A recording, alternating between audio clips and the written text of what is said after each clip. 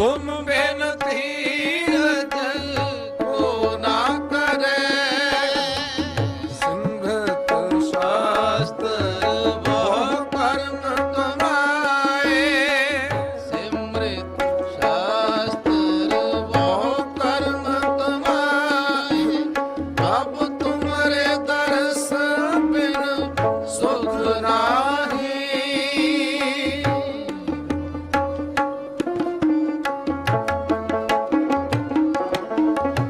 अब तुम्हारे दर्श बिन सुख नाही, अब तुम्हारे दर्श बिन सुख नाही,